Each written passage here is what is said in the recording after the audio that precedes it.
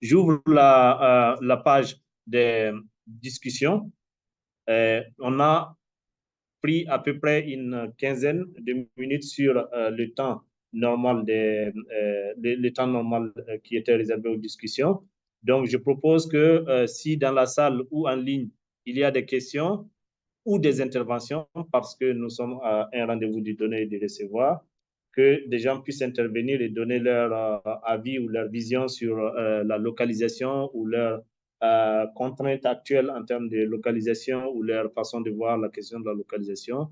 Et avant de clôturer cette page et d'aller vers une présentation du projet que les lance aujourd'hui. OK, en salle, il y a Diallo Omar. Est-ce qu'il y a d'autres? Vous pouvez me mettre le nom? Pardon? Alassane Bougouni. OK.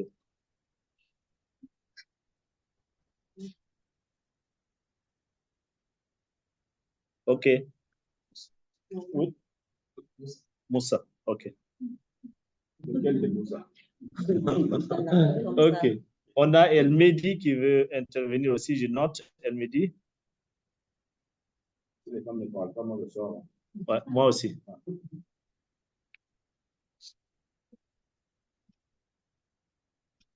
C'est vous le plan de la localisation. C'est ça. Okay. D'accord. Peut-être qu'on va commencer par ces trois premières interventions et ensuite on pourra. Je confirme que j'ai à ma disposition la charte de Dakar que je pourrais partager par email.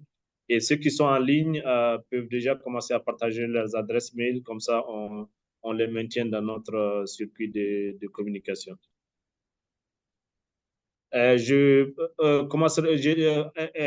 me dit, si ce n'est pas que tu es contraint de quitter, je propose que les autres participants réagissent. Peut-être qu'ils ont des questions qui te concernent directement. Oui. Non, c'est bon. OK. Donc, Omar. Merci bien pour la parole. Donc, moi, je me nomme Omar Diallo, je suis chargé de programme à Intervis, une organisation spécialisée dans la consultation de la paix. Je suis aussi président d'une association de jeunesse, une association nationale, la Voix des jeunes pour la paix. Et en tout cas, d'abord, c'est une occasion pour moi d'abord de remercier vraiment l'association pour cette initiative-là et un panel sur la localisation qui est vraiment un thème d'actualité. Et profiter aussi de remercier aussi les directeurs exécutifs de Tidjoa qui facilitent nos actions dans la région de l'Est notamment. C'est une ONG nationale qui est vraiment parmi les organisations nationales, parmi les structures de référence en matière de localisation et d'action.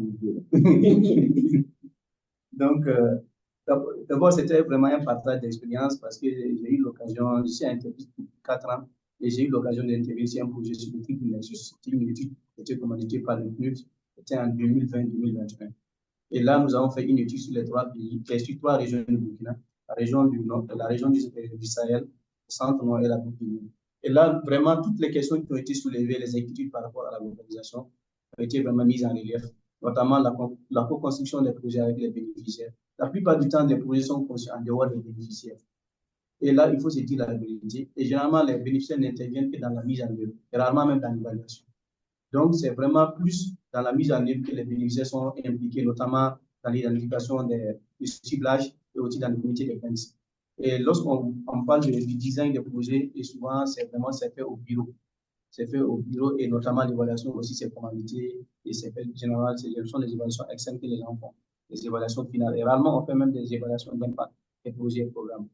Donc, c'est pour dire que vraiment le thème est d'actualité, l'activité brûlante. Et on voit aussi qu'au niveau mondial, il y a ce qu'on appelle la charte mondiale du partenariat. Ça veut dire qu'une organisation internationale, en principe, ne peut pas quitter son siège mondial pour venir mettre en œuvre directement sans passer par une ONG nationale ou une association locale. Donc, mais pourtant, dans les faits, souvent, ce principe-là n'est pas respecté. Et aussi, comme l'a soulevé aussi, les capacités aussi des ONG nationales, surtout en matière de gestion, là aussi, c'est vraiment des difficultés. Et je pense que de plus en plus, maintenant, les organisations passent par la localisation, mais il y a beaucoup de défis.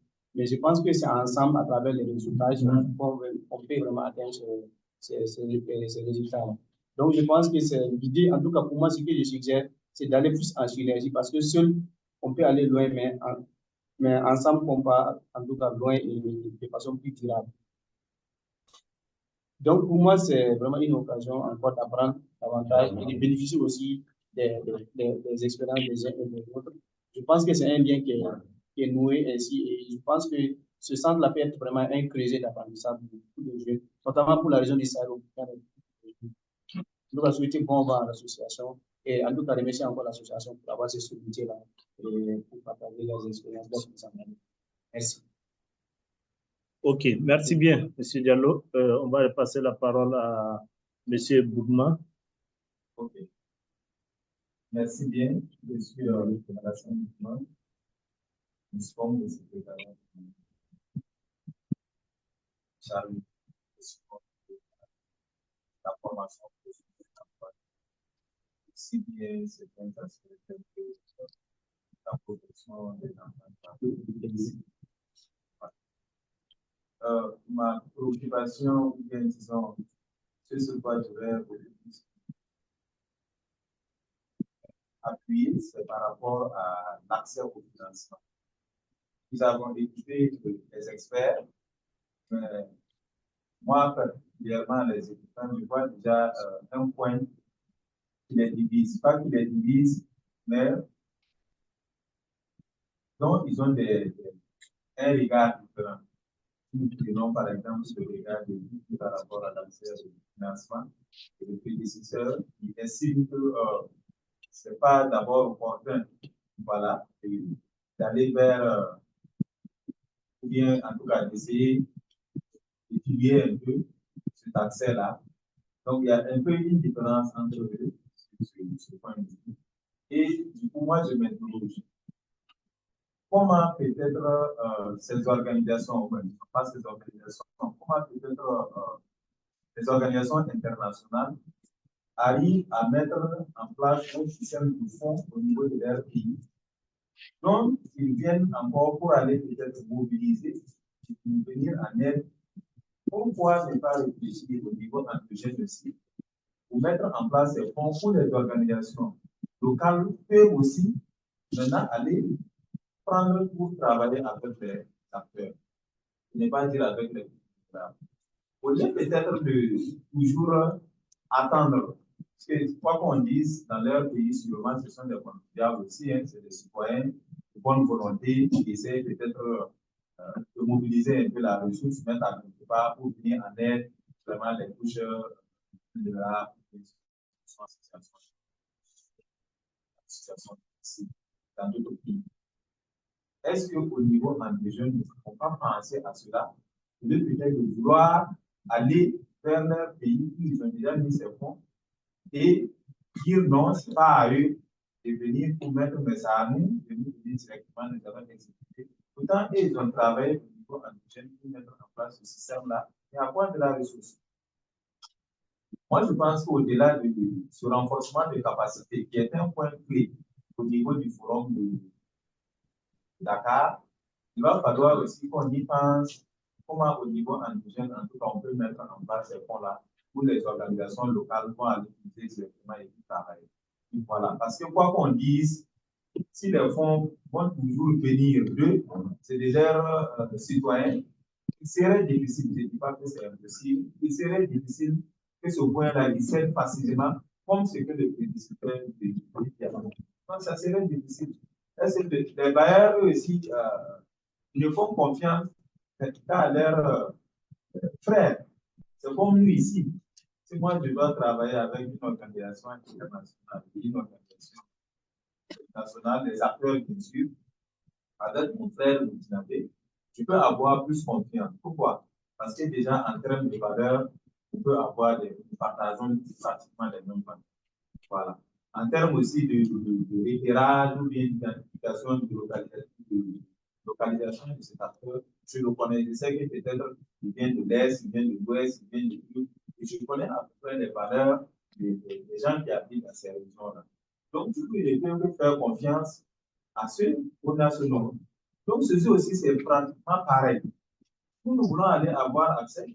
Ils vont dire effectivement, de la même manière dont nous estimons qu'ils doivent nous faire confiance, nous permettre d'exécuter. À leur niveau aussi, ils vont dire qu'ils vont faire faire confiance aux organisations de leur pays et peut-être de donner des fonds. À eux maintenant de venir voir comment je peux avec nous pour pouvoir mettre ça. Donc, moi, je me pose la question, est-ce que nous n'allons pas beaucoup plus réfléchir sur comment mettre en place ce dispositif qui nous permette également d'avoir des fonds au niveau endogène et maintenant faire confiance aux organisations locales pour les affecter ces ressources-là, pour venir en aide, connaissant déjà le terrain, maîtrisant le terrain, et aussi de faire confiance pour pouvoir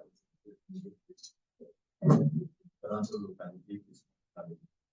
Donc voilà, c'est ce quoi je souhaiterais que les experts puissent peut-être aussi réfléchir pour ne pas perdre de vue ce qu'on dise, ne pas aller chercher, oui, ça c'est bien, mais faisant en sorte que nous-mêmes nous mobilisons mettre en place un niveau. C'est sûr et certain à 100% et en ce moment, une organisation internationale ne peut pas donner aussi, que même si elle le dit, ça serait avec nous de bonnes conditions parce que la vie est pas. Merci. OK.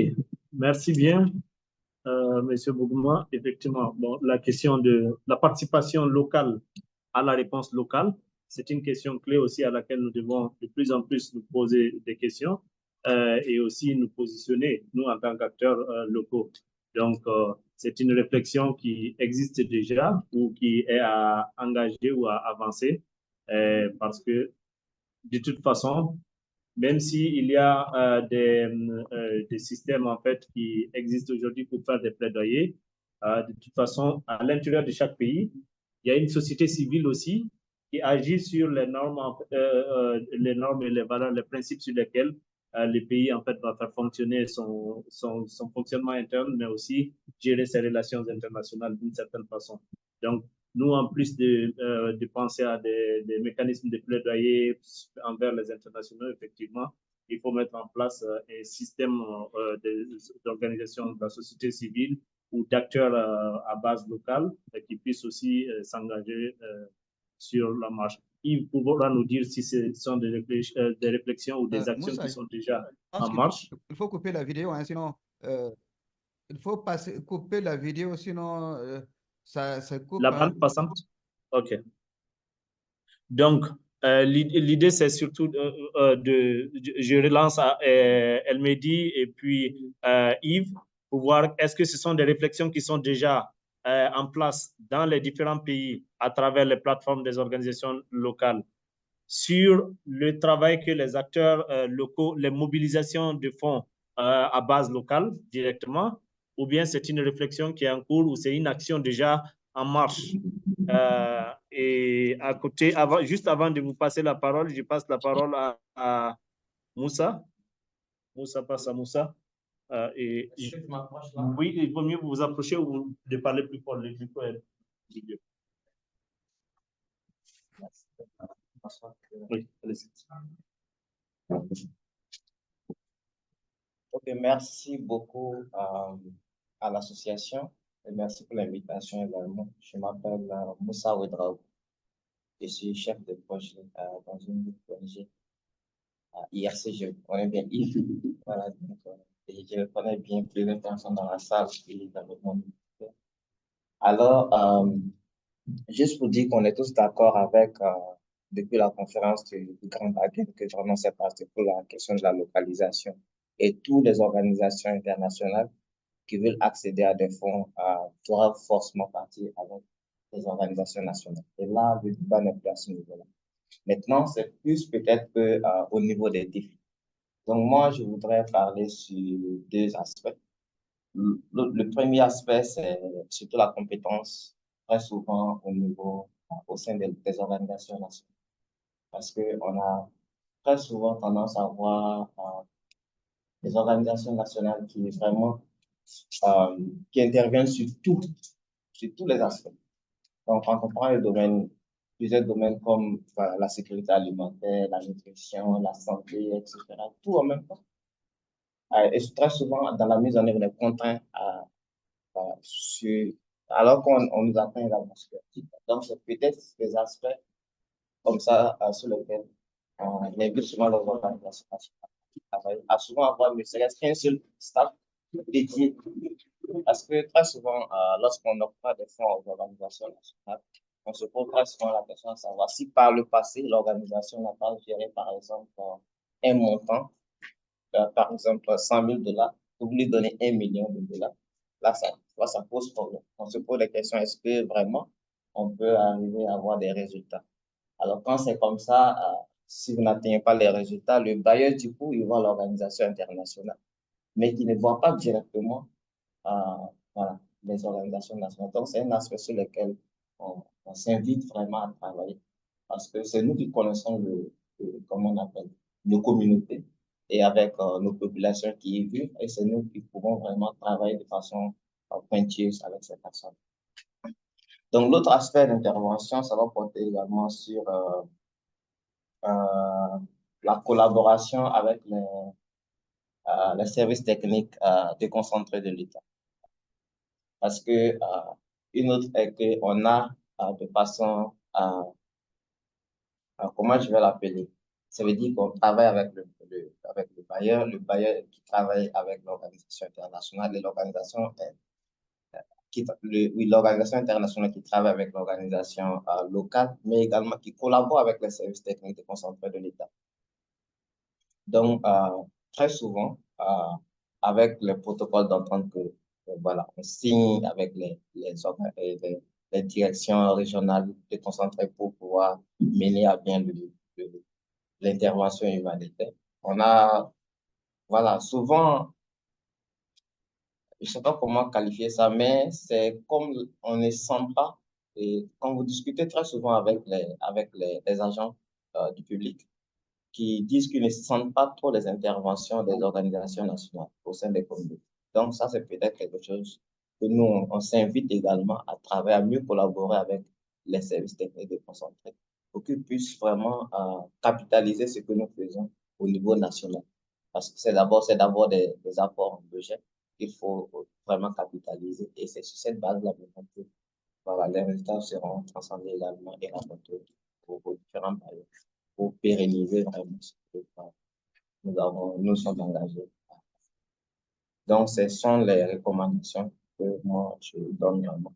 Parce que voilà, on est en même temps local voilà, et travaille. Donc, merci. Merci bien, Omo. Ouais.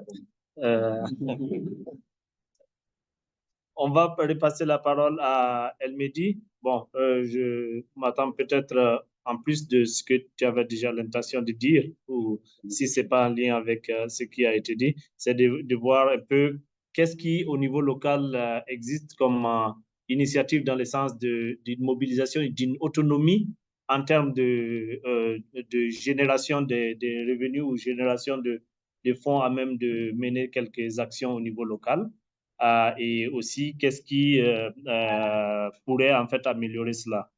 Et à côté, bon, pour mettre en lien quelle est votre expérience au niveau du Mali et celle du Burkina.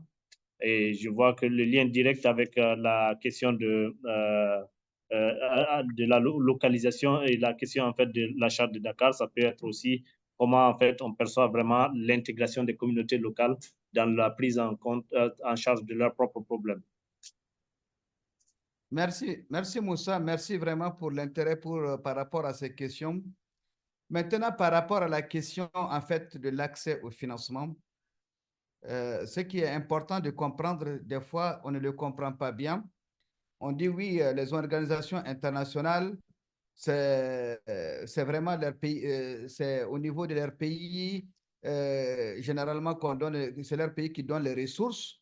Donc, probablement, c'est des organisations qui sont privilégiées. Mais aujourd'hui, avec la rareté des ressources, qu'est-ce qui se passe? Généralement, par le passé, les organisations internationales viennent déjà avec des financements acquis à l'extérieur pour venir au niveau du Mali, du Burkina, du Niger, pour mettre en œuvre, des projets. Mais aujourd'hui, la situation de mobilisation des ressources en général se passe au niveau même des pays. C'est-à-dire que même les organisations internationales qui sont au niveau du Mali, c'est à partir du Mali que la mobilisation des ressources se fait. Des fois, tu vas trouver que au même moment que les ONG nationales postulent au niveau du PAM, au niveau de l'UNICEF, au niveau du HCR, au niveau des agences des Nations Unies en général, de la même façon, les ONG internationales aussi postulent au financement du PAM. Est-ce que vous avez vu? Donc, aussi, vous allez voir des prêts, par exemple, de la Banque mondiale, où on a des projets au niveau de nos États, avec une unité de gestion. Parfois, à ces fonds-là que nous, au niveau des pays, c'est nous qui allons payer, c'est sur nos impôts que ces prêts-là seront payés. Mais quand il y a des appels d'offres qui sont lancés, tu vas trouver automatiquement qu'il y a des organisations internationales qui postulent aussi à ces fonds-là. Donc, en réalité, ce n'est pas question que ces organisations internationales, c'est leur pays qui donne l'argent. De toutes les façons, ces pays, soit il est donné en subvention à nos États ou en prêt à nos États. Donc, en réalité, il n'y a pas question que les ONG internationales soient privilégiées par rapport à l'accès à ces fonds, par rapport aux ONG nationales, parce que de toutes les façons, ce sont les capacités locales qui vont rester après. Donc, c'est pourquoi nous, au Mali, par exemple, nous avons quand même, parce que nous avons quand même fait déjà des ateliers en direction des ONG nationales sur les stratégies un peu de mobilisation des ressources. Parce que je pense que des fois, les ONG nationales aussi attendent qu'on les fasse appel. Alors que vraiment, c'est la recherche de financement, c'est une recherche qui doit être proactive. C'est-à-dire qu'on doit aller vers les partenaires, on doit aller vers les partenaires pour leur montrer ce que nous savons faire, ce que nous pouvons faire. Et je pense qu'avec ça, et aussi montrer toutes nos capacités en matière de management de projet, en matière de gestion surtout, pour pouvoir quand même accéder à ces financements. Maintenant, quand on dit par rapport aux compétences, je suis désolé, cette question de compétences-là, c'est ce qui est généralement lancé, mais aujourd'hui, les organisations, aussi bien internationales que les agences, ce sont les nationaux qui sont au niveau de ces organisations-là. Et quand on dit aussi une ONG nationale fait tout, mais je pense qu'il faut aussi voir au niveau des organisations internationales. Il y a beaucoup d'organisations internationales qui font beaucoup de choses, mais c'est la façon de travailler peut-être qui diffère. Et je pense que c'est les stratégies, comment on doit être opérationnel. C'est sur ça qu'on doit surtout vraiment nous positionner pour nous assurer que vraiment, lorsqu'on postule pour un projet, pour un domaine, il faut qu'on ait vraiment de la capacité ou on ait un background par rapport à ces domaines-là. Et je pense que ça, c'est le positionnement même des ONG qui le réclament. Donc, vraiment, nous, on pense qu'au jour d'aujourd'hui, les ONG nationales sont en train vraiment de se restructurer pour vraiment pouvoir accéder à ces fonds-là au même titre que les ONG internationales, parce que nous pensons que nous avons quand même cette possibilité d'accéder un peu à toutes ces ressources-là. Donc, voilà ce que je voulais quand même ajouter par rapport à la question sur ce lien, sur vraiment les stratégies que nous mettons en place pour la mobilisation des ressources au niveau national, parce qu'aujourd'hui, c'est vraiment, avec la rareté des ressources, c'est vraiment, il faut se battre d'abord à ce niveau. C'est vrai qu'il y a des appels à l'international où les ONG nationales aussi se mettent en consortia, soit les ONG nationales entre elles-mêmes ou les ONG nationales avec des ONG internationales pour pouvoir accéder à des fonds. Maintenant, l'autre question que j'avais, c'était par rapport à la charte de Dakar. Parce qu'il y a la dissémination de la charte, c'est vrai, mais je me pose des questions. Est-ce que les organisations du Mali avaient été associées un peu à l'élaboration de cette charte? Parce que, comme je l'ai dit, moi, c'est ma première fois d'entendre parler de cette charte. Or, il faut être convaincu de ce qui est dans la charte pour pouvoir la disséminer. Donc, c'est ce que je voulais aussi ajouter. Merci. Merci bien, Elmedi. Je partagerai en fait la charte aussi et puis des liens ou des contacts vers des personnes vers lesquelles il faut aller, dont Fanta, et peut-être qu'ils vont revenir là-dessus. Juste avant que Fanta et Yves ne réagissent, je voulais mettre le doigt sur quelque chose. Bon, je vais passer la parole à Marcel et puis ensuite passer à Yves et Fanta pour clôturer.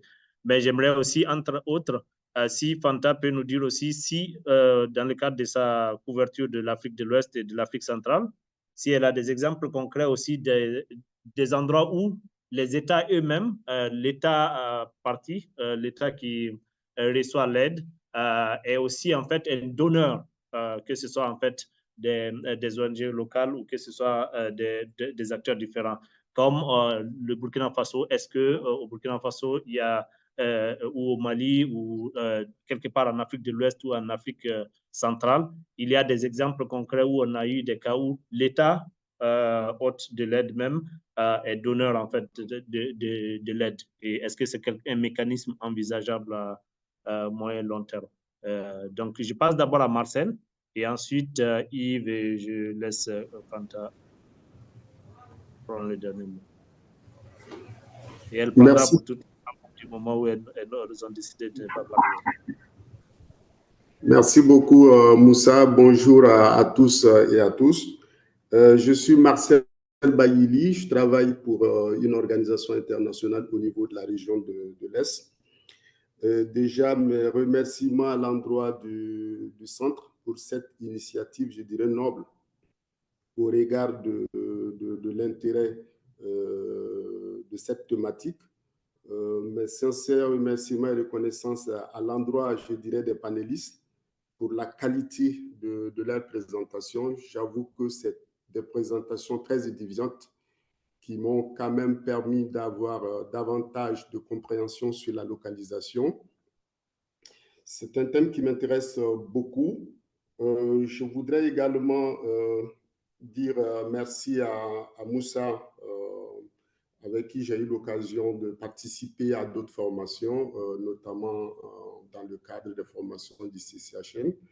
Et puis Yves Ouba pour le travail qu'il a là-bas au niveau terrain.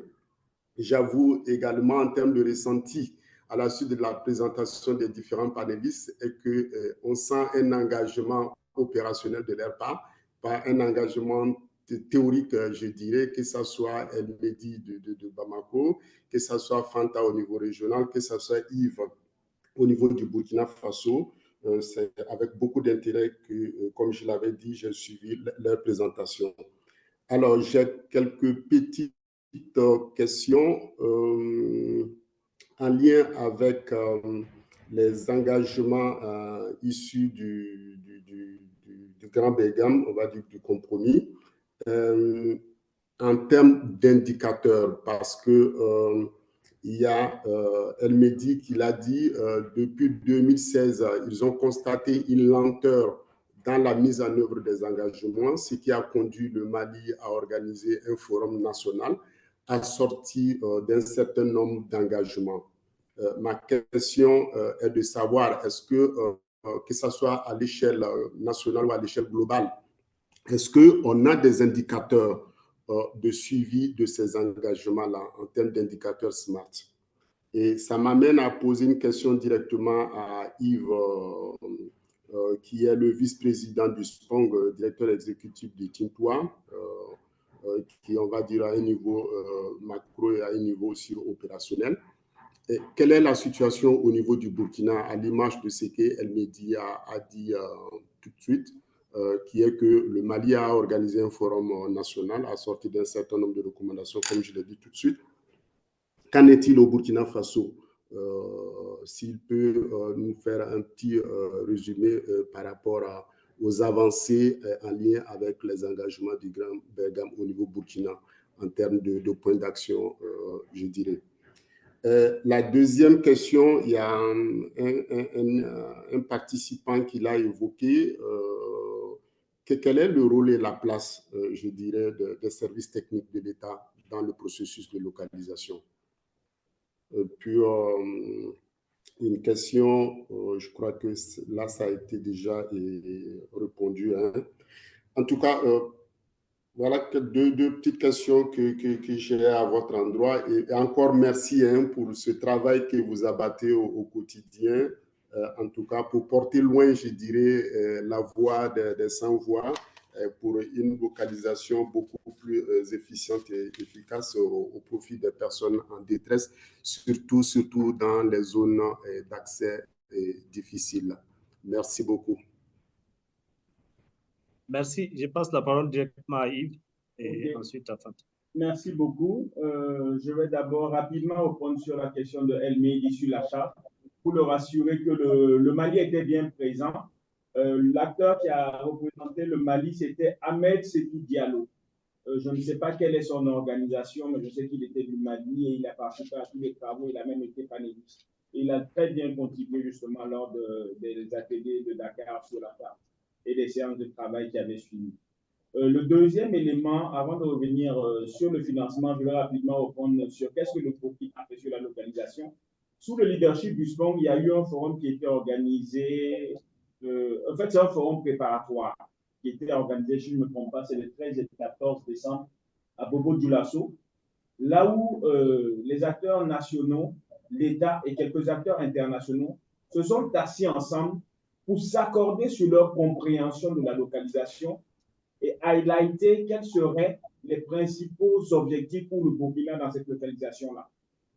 Et il est prévu justement de faire une étude pour voir quels sont les indicateurs que nous devons suivre pour la localisation au niveau du Burkina. Et cette étude, nous travaillons justement avec le niveau régional. Ça va être une étude qui va être aussi mise dans les pays similaires de la sous-région, notamment Mali, Niger, Tchad, ainsi de suite. Donc, le Burkina va être le lead sur cette étude-là. Et le cas du Burkina, on va, à partir du Burkina, passer sur les autres pays. Et l'un de nos partenaires pour cette étude, El Mehdi connaît bien cette IFA. Après ce processus, il est prévu justement un forum national avec tous les acteurs, maintenant pour faire comme ce que le Mali, le Cameroun et le Nigeria ont fait sur la localisation. Avant d'aller à ce forum-là, on a voulu faire des préalables. C'est un peu pour ça qu'à date, le Burkina n'a pas encore fait la grande foi ou la grande messe de la localisation. Au niveau des financements, je pense que la réponse de El Mehdi a été... C'est pas qu'on n'est pas... On est tous convaincus qu'il faut aller sur les financements directs. Mais lorsqu'on parle des financements directs, ce n'est pas la totalité des financements qu'on veut que ce soit direct. On a dit dans le cas du Grand Bargain, il y a 25% de financement minimum qui doit aller vers les organisations nationales. Nous, ce qu'on veut là, les 25% là, ne faites pas passer ça par quelqu'un. Donnez-nous directement. Maintenant, les 75% du reste là, nous et les internationaux, on peut travailler en synergie. Parce que l'idée pour nous, ce n'est pas que les internationaux disparaissent. Non, on a besoin d'une complémentarité. Et même lorsqu'on prenait les organisations internationales au niveau du Burkina, 99% des salariés, c'est des Burkinabés. On va dire à ces gens-là de partir.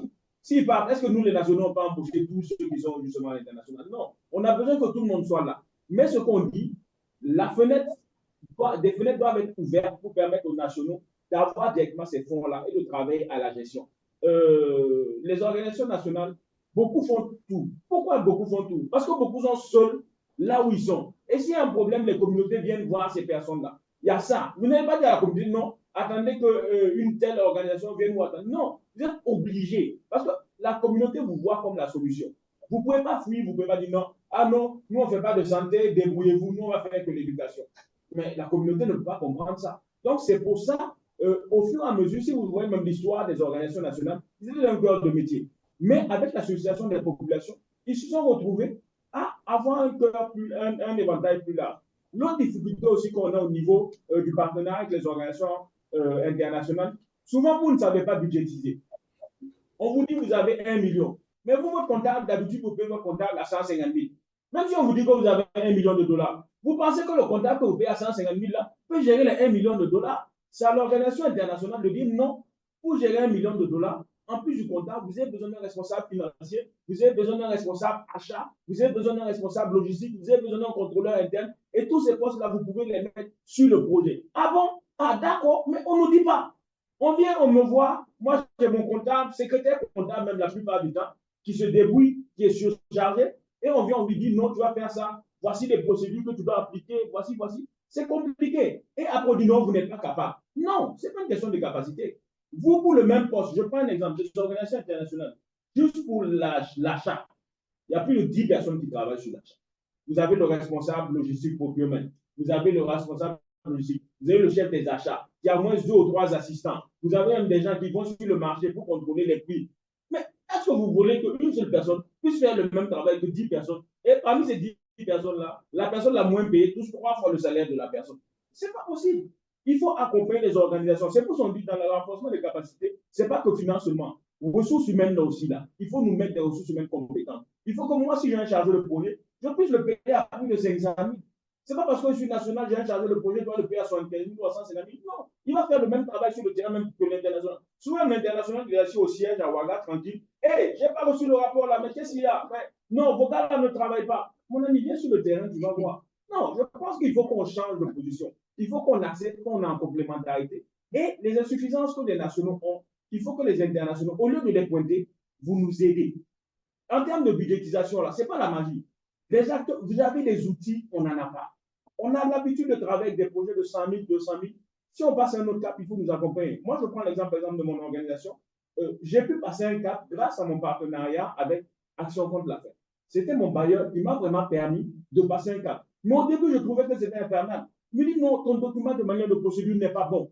Je dis comment c'est pas bon? Il dit non, il faut le reprendre, il faut qu'il y ait ça, ça. Au début, je prenais ça comme il me fatigue pour rien.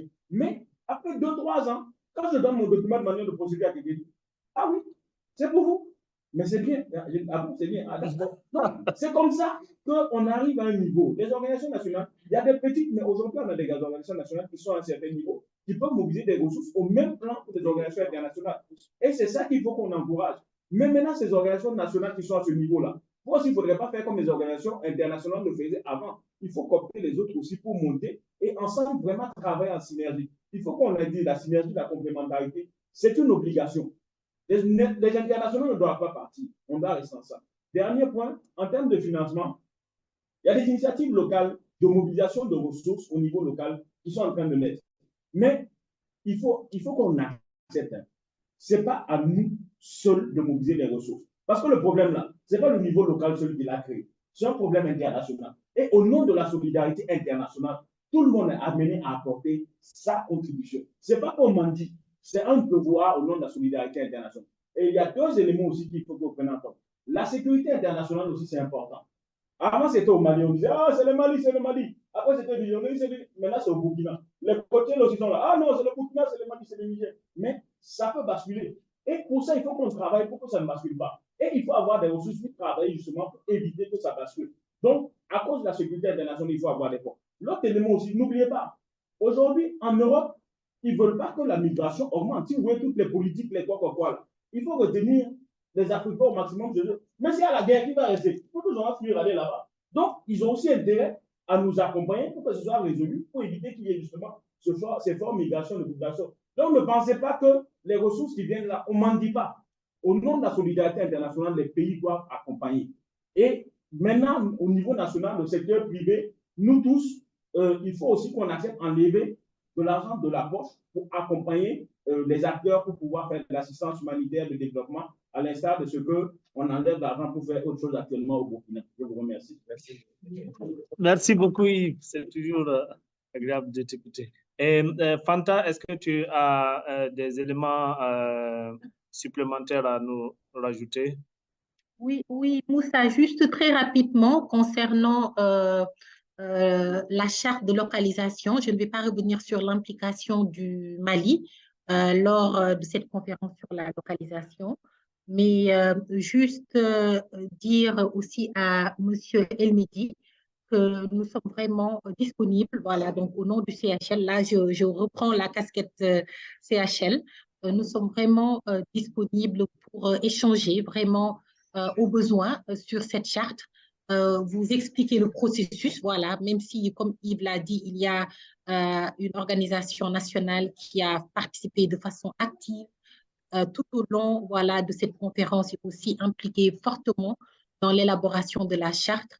Donc, du coup, nous serons très heureux aussi de t'accueillir dans cette communauté de pratique, voilà, qui a été aussi mise en place suite à l'élaboration de cette charte, à sa dissémination et également aux réflexions qui sont impulsées pour en faciliter le suivi et aussi la capitalisation concernant les axes à opérationnaliser. Donc, vraiment, un grand merci, M. El-Mehdi, pour ton intérêt pour cette charte-là. Et moi, j'aimerais juste intervenir en complément de ce qui vient de se dire sur un exemple voilà, de pays où ce sont des organisations nationales qui obtiennent des financements de la part de l'État voilà, pour mettre en œuvre les réponses humanitaires. Donc, je prends l'exemple de la Mauritanie. Certes, vous allez me dire, voilà, le contexte de la Mauritanie n'est pas voilà, aussi volatile que le contexte du Burkina, du Mali, etc. Mais en Mauritanie, si vous regardez bien, il y a une zone transfrontalière au Mali où des réfugiés sont accueillis depuis plusieurs années, je peux dire même plus de 20 ans, au niveau de Mbera. Et dans ce camp de Mbera, donc, ce sont aussi, en plus des acteurs internationaux, des organisations nationales voilà, qui aussi apportent des réponses pour les réfugiés. Et le plus souvent, c'est des financements aussi qui viennent de l'État. Donc, juste pour dire qu'il y a des exemples de plus en plus où les États donnent des financements à des organisations nationales et aussi internationales, il faut le dire, pour apporter aussi les réponses comme il se doit par rapport à ces urgences humanitaires. Donc, il y a aussi en Côte d'Ivoire, donc, où également de plus en plus avec dans les zones de conflit, où aussi ce sont des organisations nationales qui sont mises en avant pour aussi recueillir ces financements et apporter les réponses adéquates en partenariat avec les organisations internationales. Donc, du coup, nous, si je reprends maintenant la casquette d'action contre la faim, en tant que conseillère technique sur la santé et la nutrition, en matière de localisation, nous, je peux dire que les États sont les partenaires, il faut le dire, de première ligne, vraiment dans notre approche de localisation.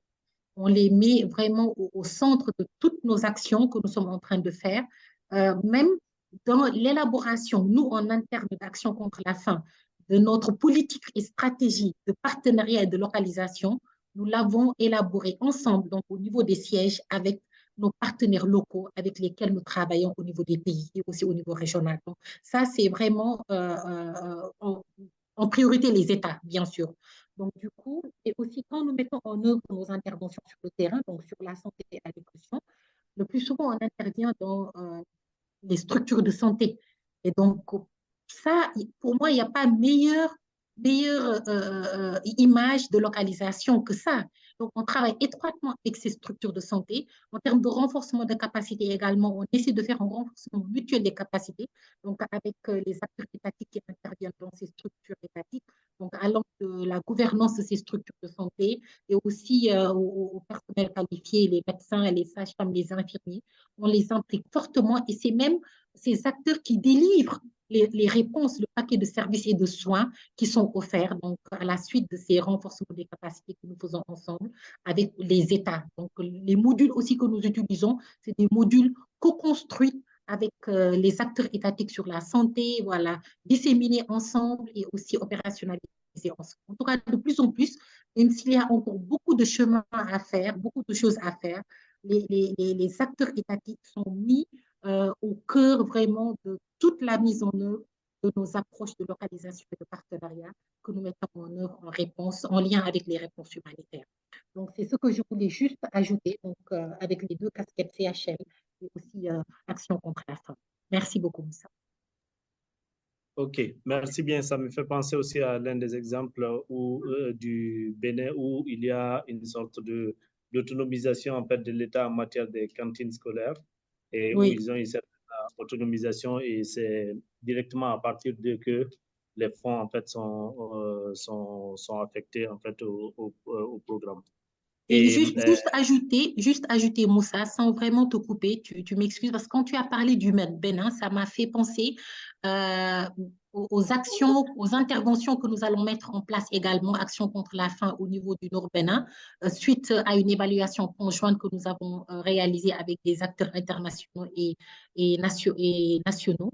Donc, du coup, ça ne sera pas Action contre la faim qui va intervenir pour apporter les réponses dans ces zones volatiles, mais c'est à travers des acteurs locaux, des organisations locales avec lesquelles nous allons co-construire tout ce qui est renforcement des capacités et aussi l'État au centre qui vont apporter toutes les réponses nécessaires face à cette situation.